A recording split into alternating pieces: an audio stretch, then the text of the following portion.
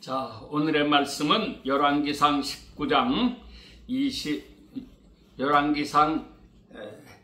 22장 19절에서 23절까지의 말씀입니다. 하늘에서 천상회의가 열립니다. 그래서 오늘 말씀의 제목은 천상회의입니다. 자, 19절 말씀 봅니다. 미가야가 이르되 그런즉 왕은 여호와의 말씀을 들으소서.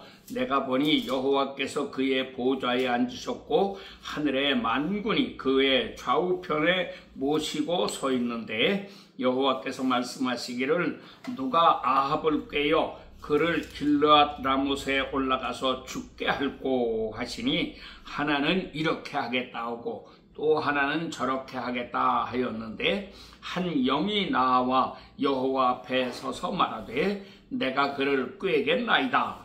여호와께서 그에게 이르시되 어떻게 하겠느냐. 이르되 내가 나가서 거짓말하는 영이 되어 그의 모든 선지자들의 입에 있겠나이다. 여호와께서 이르시되 너는 꾀겠고 또 이루리라. 나가서 그리하라 하셨은즉 이제 여호와께서 거짓말하는 영을 왕의 모든 선지자의 입에 넣으셨고 또 여호와께서 왕에 대하여 화를 말씀하셨나이다. 아멘. 자, 하늘에서 큰 회의가 열립니다. 이 회의가 열리는 것을 세상 사람들은 우리는 그걸 깨닫지도 못하고 전혀 알지 못합니다.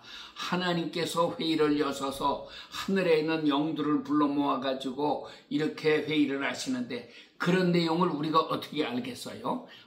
그런데 성경에 이런 말씀이 언뜻 이렇게 보여요. 그래서 오늘 본문 말씀이 이렇게 나오고 이거 이제 역대하에도 똑같은 말씀이 같이 나오고요. 같이 이스라엘의 역사를 기록한 책들이기 때문에 열왕기서나 역대서는 이제 같은 내용이 이렇게 두 번 나옵니다. 그리고 욥기에 보면은 1장에도 나오고 2장에도 나오고 하나님께서 하늘에서 하나님의 아들들이 모여 있는 그 회의장에 나타나셔서 욥을 칭찬하시니까 마귀란 놈이 배가 아파가지고 욥이 까닭 없이 하나님을 잘 섬기겠습니까? 하나님께서 욥에게 저렇게 복을 많이 부어주시고 이렇게 하시는데 어찌 하나님을 잘 섬기지 않을 수가 있겠습니까? 하고 오히려 하나님의 말씀에 토를 다는 녀석이 이게 마귀 사탄이었습니다. 자, 이제 그런 얘기에 이렇게 간간히 나타나요.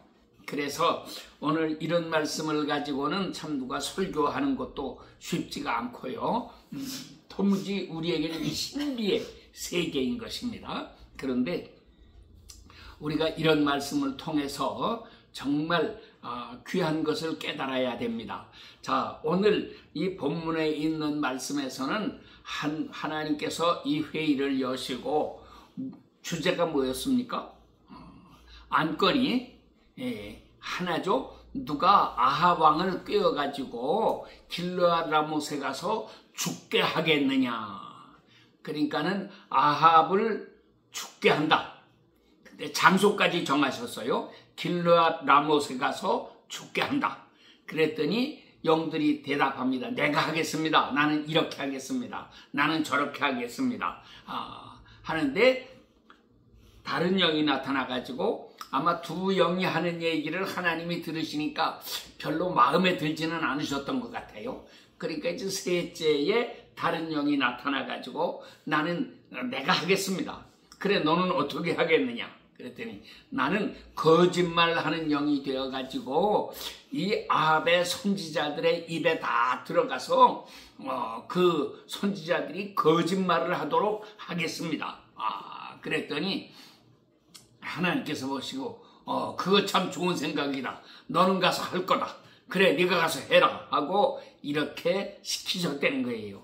그래서 그 영이 아합을 죽이는 이런 사명을 받아가지고 내려와서 아합의 선지자들의 입에 거짓말하는 영을 집어넣어서 이 선지자들이 전부 거짓말을 말하게 되니까 아합 왕이 이제 여호사밧 왕을 남쪽 유대 나라의 여호사밧 왕까지 불러가지고 같이 지금 전쟁을 일으키려고 하는 판에 지금 이 선지자들이 전부 다 이구동성으로 똑같은 말을 하니까 이게 하나님의 뜻이려니 우리가 전쟁에 나가면 틀림없이 이긴다 하는 확신을 가지고 전쟁을 했는데 결국 어떻게 됐습니까?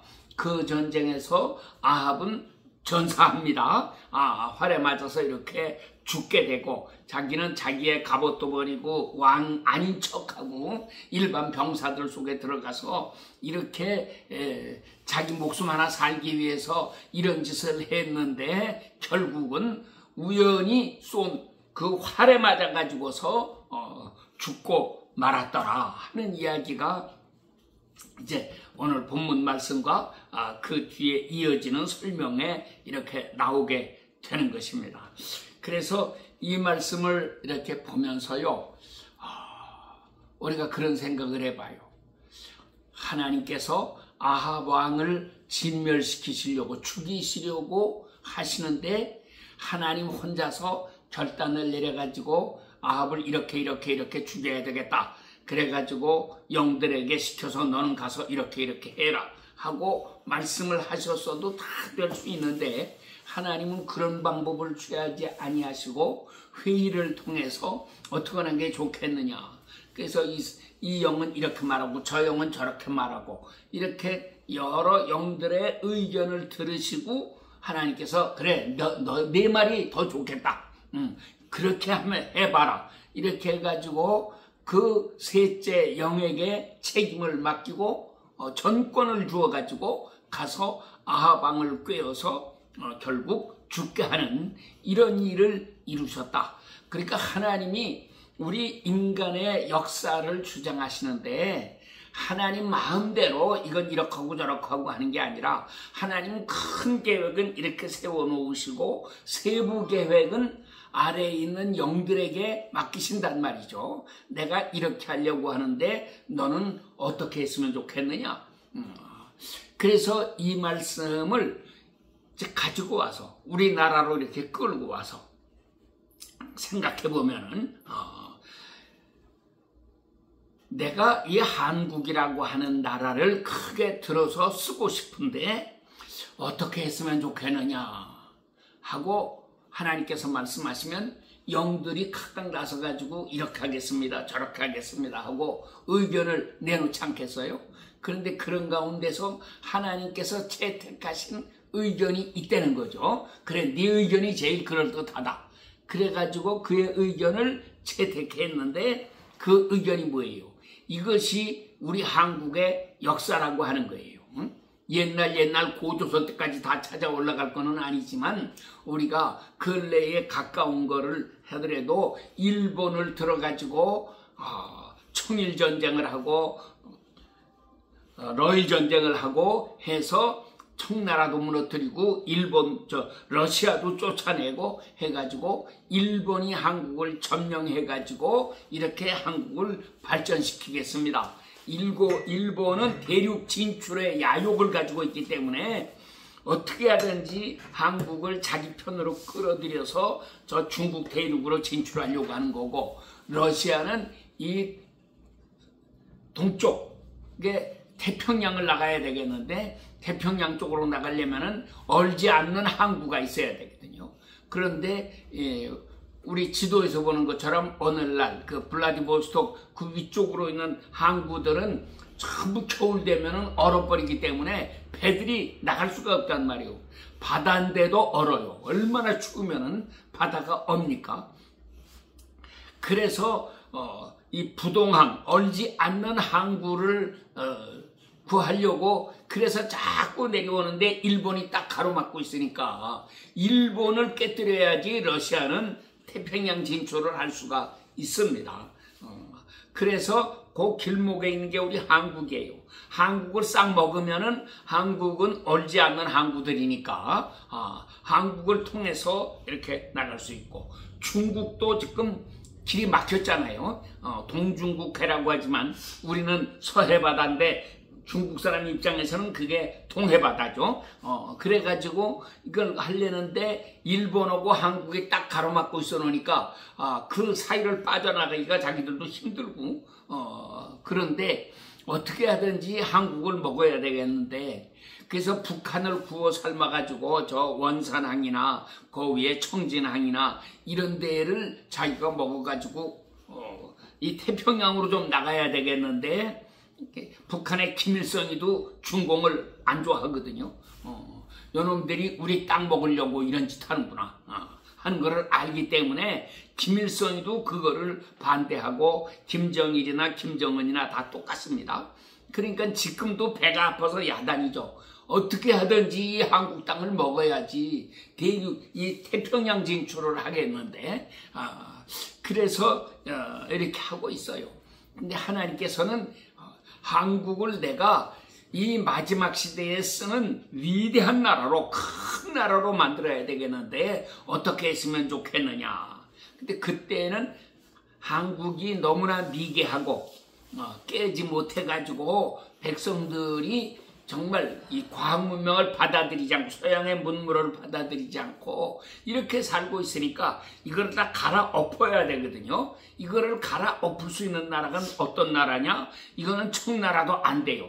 청나라도 미개하니까 이 중국은 안 되는 거고 이 청나라는 우리나라를 집어먹을 욕심만 있는 놈이니까는 안 되는 거고 러시아도 마찬가지.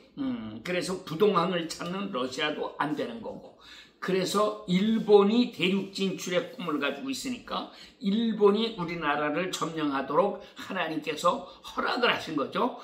이렇게 해가지고 일본이 우리를 점령해가지고 우리나라에 많은 발전을 시켰습니다. 하여튼 뭐 길도 만들고 댐도 만들고 그래서 수풍댐 발전 수력발전소 막 이런 거 만들고 전차도 놓고 얼마나 많이 했어요. 그렇게 하면서 대륙 진출하는 이런 야욕을 가지고 많이 활동하는 가운데 우리를 이렇게 발전시켰지만 하나님의 뜻은 일본이 우리나라를 영원히 지배하도록 허락하지 아니하시고 결국 8.15 해방을 우리에게 주셔가지고 이렇게 했는데 해방되면 끝이냐? 끝이 아니죠. 그 다음에 전쟁이 났습니다. 김일성이를 통해 가지고서 전쟁을 일으켰어요. 그래서 김일성이는 금방이라도 다 집어먹을 듯이 했는데 결국 그게 안 되죠. 전쟁이 일어나기 전에 이승만 박사가 농지개혁을 하고 농민들에게 농토를 다 나눠주게 되니까 백성들의 불만이 싹 없어졌어요. 그 전에는 김일성이가 백성들에게 농토를 다 공짜로 나눠주겠다 막 이렇게 선전을 하고 그랬지만 공산당은 농토를 나누어주는 건 좋은데 나누어줘가지고 거기에서 농사지어서 수확한 거는 몽땅 다 나라에서 뺏어가고 니네들은 우리가 배급 주는 거 받아먹어라. 이런 게 공산당 정책이고 이승만 대통령의 정책은 농지를 나누어주고 그 값은 연부로 그래서 1년에 얼마씩 이렇게 상환을 해라. 그리고 그것이 돈을 다 갚으면 그 땅은 영원히 너의 땅이 된다. 이렇게 하니까 백성들은 그거를 훨씬 환호하고 좋아하게 됐죠. 자, 이렇게 됐어요. 그렇게 하고 그 다음에 이제 전쟁을 일으키려고 준비를 하고 그렇게 해서 미국을 다 쫓아냈습니다. 1950년에 전쟁이 났는데 1949년도에 미군이 다 떠나갔습니다. 그래서 미군은 그저 사람 몇 명 그저 이렇게 남아 있는 거고 군대는 전부 철수하고 우리나라에 없었는데 이런 공작을 다 해놓고 나서 소련으로부터 무기를 받아들이고 중공 모택동이한테는 어려우면 도와주겠다 하는 약속을 받아놓고 다 이러고 나서 남침을 하지 않았습니까? 자, 이렇게 해서 최신 무기를 소련제 최신 무기를 앞세우고 막 밀고 들어가가지고 다 먹을 뻔했는데 우리나라에 기적이 일어나죠.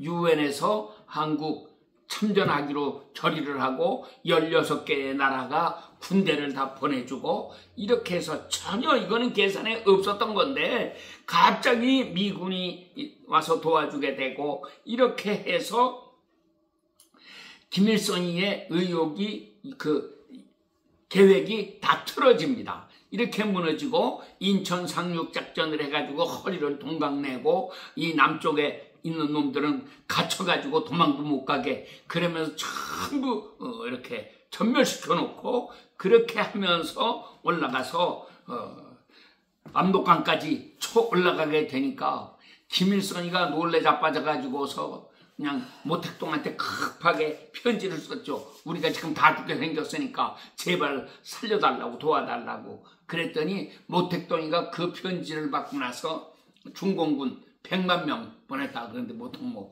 50만 명 계속해서 보냈으니까 엄청난 수가 우리나라에 왔을 거예요. 이래가지고 이놈들은 전술이 인해 전술이에요. 그냥 죽어도 또 가고 죽어도 또 가고 무기도 없는 놈들이 막 이렇게 해가지고 그렇게 해서 쳐들어와가지고 결국 도로 38선이 생기고 말았죠. 원래 38선에서 전쟁 전에는 38선을 해놓고 남북으로 대치하고 있다가 전쟁이 끝난 거는 그래서 휴전을 만들어 놓은 거는 38선을 중심으로 해서 이렇게 휴전선이 생기게 되고 자 이렇게 해놨습니다. 그래 놓고 하나님께서 우리 백성들에게 첫째로 가르쳐 준 게 반공사상, 공산당이라는 게 얼마나 나쁜 건가 하는 거를 가르쳐 주셨어요. 이 가르쳐 주신 것의 가장 기본은, 근본은 우리 교회입니다. 그러니까 교회의 성도들은 공산당 납부되는 거를 확실하게 아는 사람들이에요. 그렇게 해가지고 이승만 대통령이 나라를 찾아놓고 미국과 상호 방위 조약을 맺게 되고 나라를 이렇게 발전시켜 나가게 되는데 그 다음에는 우리나라가 이제는 산업화를 해야 되잖아요. 경제적으로 일어나야 된단 말이에요. 그래서 그거를 고민하고 우리 이승만 박사는 그것까지는 못했어요. 나라 찾는 일, 전쟁에서 이기는 이것만 해도 너무나 벅찬 일이었고 근데 우리나라는 아무것도 없는 정말 황폐한 나라였는데 이러한 나라를 이렇게 오늘날 같이 이렇게 일으켜 세운 거는 박정희 대통령입니다. 그래서 하나님께서는 박정희를 통해서 나라를 세우시고 박정희가 죽은 다음에는 전두환 통해서 또 나라를 새롭게 일으켜 세우시고 이렇게 해서 튼튼하게 만들고 그 다음에 이제 노태우 5년 기간을 지나가지고 이제 김영삼이 김대중이 해서 이렇게 갔지만 대통령 해먹기 원하던 사람들한테 한 번씩 다 대통령 되게 하시고 하나님은 우리 백성들을 교육을 하신 거죠. 너희들이 봐라. 과연 어떤 사람이 참 대통령이냐? 누가 너희를 위하는 대통령이냐? 속지 말고 바르게 깨달아라 하고 이렇게 가르쳐 주셨는데 그래도 우리 이 개돼지 백성들이 이걸 못 깨닫는단 말이에요. 그래가지고 공산당 좋다고 하는 자들이 얼마나 많아요.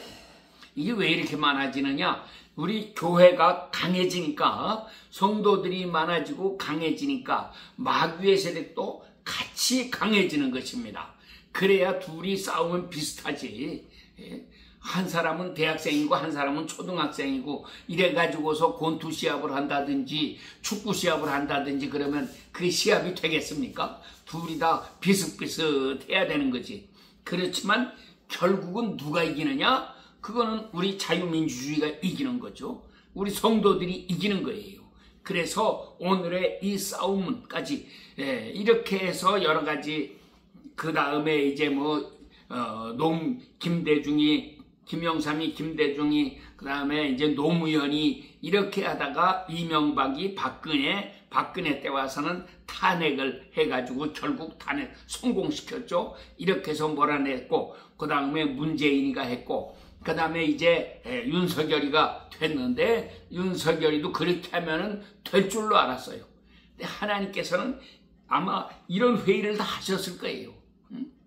자, 한국을 어떻게 했으면 좋겠느냐 그랬더니 한 명이 나와서 이렇게 하겠습니다, 저렇게 하겠습니다, 이렇게 할 때에 윤석열이를 어떻게 갑자기 생각지도 못했던 사람이 나타나가지고 윤석열이가 대통령이 되었고, 그 다음에 한국의 통일 문제는 어떻게 하겠느냐, 이거 다 하나님의 이런 큰 계획 속에서 하나님께서 하늘에 있는 영들과 회의를 하시고 거기에서 좋은 아이디어를 채택을 하셔가지고 그래 네가 이렇게 해봐라 하고 일을 맡기고, 그래서 우리나라의 역사가 지금 이렇게 돌아간다고 하는 거예요. 나한테 사람들이 그런 얘기를 종종 묻는 사람들이 있어요. 목사님, 이거 우리나라가 지금 어떻게 되겠습니까? 윤석열 대통령이 대통령 하겠습니까? 쫓겨나겠습니까? 뭐 이런 사람들도 많고, 그런데 하나님의 역사는 항상 아슬아슬하게 해요. 우리가 뭐 탐정 소설 같은 것도 그렇고 일반 뭐 드라마 같은 것도 전부 내용이 그렇죠. 아슬아슬하게 하고 정말 앞이 어떻게 될지 아주 이렇게 어려워. 그래야지 재미가 있잖아요. 모든 게 뻔하면은 그 무슨 재미가 있겠어요. 그래서 하나님의 소설책은 너무너무 재미있고 아기자기하고 이렇게 예측이 잘 안 되고 하는 이런 속에서 하나님은 역사를 하신다고 하는 거예요. 이렇게 하는 가운데 지금 모든 게 하나님의 시나리오대로 돌아가고 있는 것입니다. 그러니까 처음에는 이 악인들이 자기들이 승리한 줄 알고 막 좋다고 야단을 치고 큰 소리 치고 이렇게 했는데, 우리 707 사령관한테도 봐라, 대세는 이미 기울었다, 너 우리 편되고 우리 말 들어라 하고 압력을 가해가지고 이렇게 거짓 증언을 하게 만들고, 그래서 윤 대통령을 구렁텅이에 빠치려고 했었는데 결국은 모든 게 이제 다 드러나잖아요. 다 드러나고 대세가 바뀝니다. 그래서 하나님의 놀라우신 역사는 이렇게 나타난다.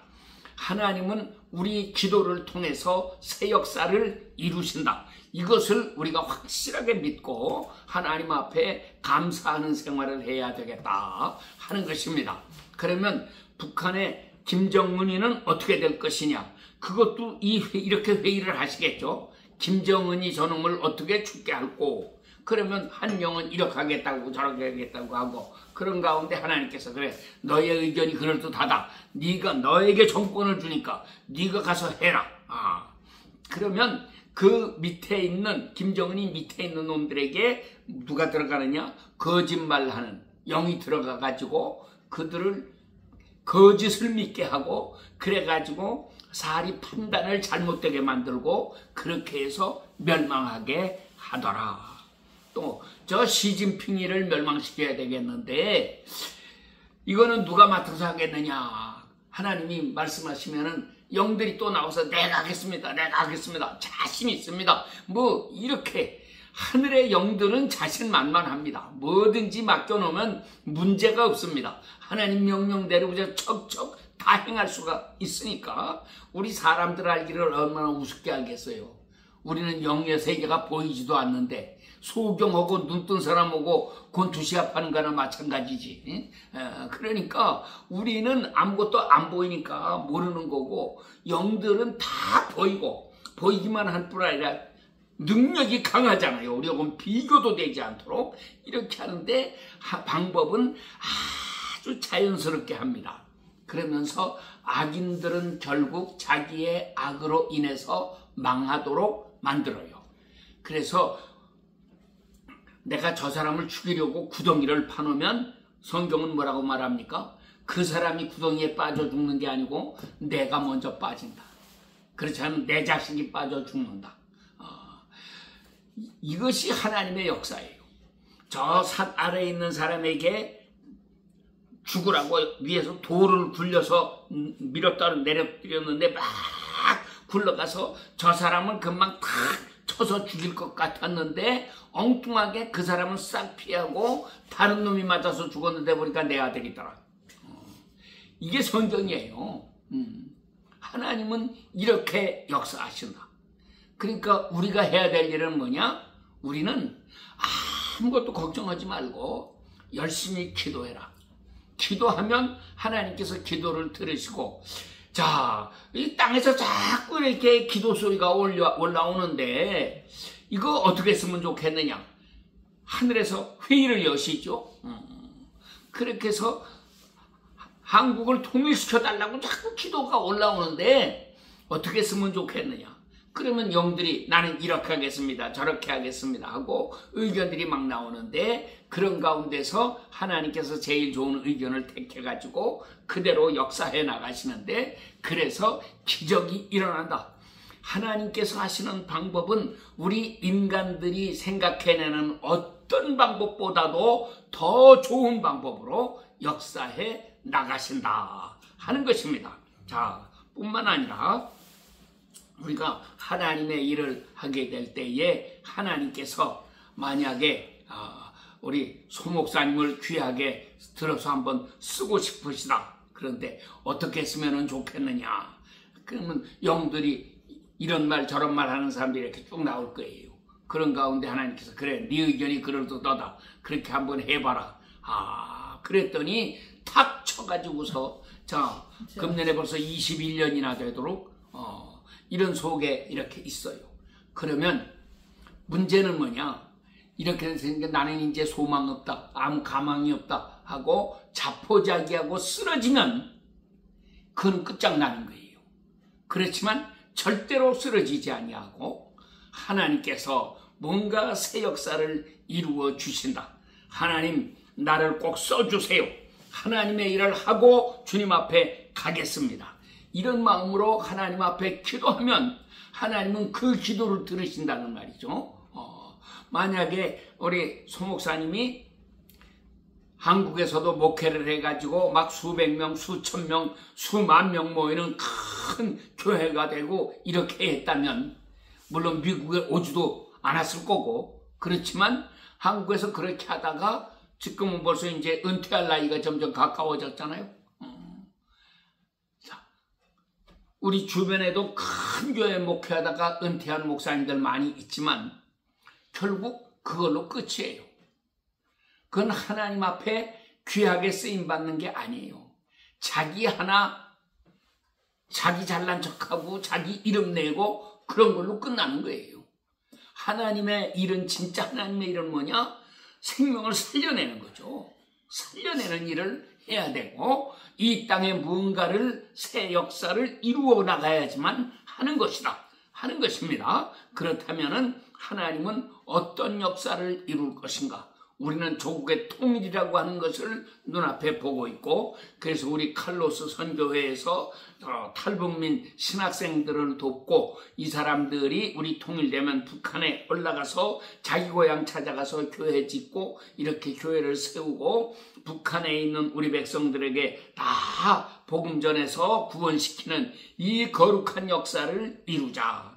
이게 지금 하나님이 하고 계시는 거잖아요. 벌써 그냥 하나님은 덜커덕 남북 통일시키시는 게 아니고 미리 다 준비하신단 말이에요. 이렇게 해서 일꾼을 다 길러 놓으시고, 그게 준비가 끝나게 되면은, 자, 이만하면은 됐다 할 때는 문을 열어서 갑자기 통일이 되게 하시는 거란 말이죠. 근데 그것보다 먼저 하나님께서 하시는 일이, 우리 남한에 있는 백성들이 이 거짓말하는 이 마귀의 세력들한테, 공산당 마귀들한테 전부 세뇌를 당해가지고서, 그래서 빨갱이 좋다고 하고 김정은이 좋다고 하는 그런 자들이 얼마나 많아요. 그러니까 이거를 다, 이 빨간 물든 거를 빼내야 되겠다, 세탁을 해내야 되겠다. 그래가지고 이번에 윤석열 대통령을 통해서 계엄령을 내렸고, 그래가지고 심지어는 그 일타강사라고 하는 전 한길, 두 길이 아니고 한 길이 한 길만 간다고. 그래서 전한길이 같은 사람을 세워가지고, 이게 생각지도 못했던 사람이잖아요. 이 사람이 갑자기 튀어나왔습니다. 이런 사람이 이제 정치권 들어오면 뭐 국회의원 하나는 따놓은 당상이야. 그런 사람은 이렇게 하나님께서 우리가 생각하지도 못했던 사람을 일으키신다. 옛날에는 윤석열이라고 하는 사람, 전혀 생각하지도 못했던 사람을 일으켜서, 우리가 국민의힘에 잘났다고 하는 사람들 많지만 하나님께서 보실 때는 하나도 쓸만한 인재가 없는 거예요. 그래도 윤석열이가 제일 낫다. 그래가지고 하나님이 대통령까지 세우시고, 이렇게 이번에도 윤석열이 아니면은 이런 계엄령 선포하고 이렇게 하는 거를 못하죠. 이렇게 해나가시는 거예요. 그래서 전한길이 같은 사람도 갑자기 불쑥 튀어나왔고, 앞으로 또 어떤 인물을 하나님이 들어 쓰실지 모른다고 하는 거예요. 문제는 우리가 하나님이 쓰심에 합당하도록 지금부터 준비를 잘 하고 있어야 된다. 절대로 자포자기하지 말고 하나님 나를 써주세요. 내가 하나님께 쓰임받고 가기를 원합니다. 이렇게 하면서 기도하고 준비하고 열심히 기도하고 하나님 말씀을 깊이 읽고 연구하고 이렇게 해서 영적인 무장이 갖추어지면 하나님은 갑자기 들어쓰시는데, 이렇게 이름 없던 사람, 무명의 사람을 하나님은 일으켜서 세우시더라. 그러니까 전두환, 이 박정희 같은 사람도 육군 소장, 누가 알았겠어요? 흔해 빠진 소장이지. 전두환이도 마찬가지. 근데 하나님은 이런 사람들을 들어서 쓰신단 말이에요. 그때 당시에 이름이 있던 김영삼이나 김대중이나 뭐 이런 사람들은 사실 대통령에서도 별 볼 일 없던 사람들. 이렇게 하고 끝났는데 하나님은 이렇게 새로운 인물을 들어서 귀하게 써주신다.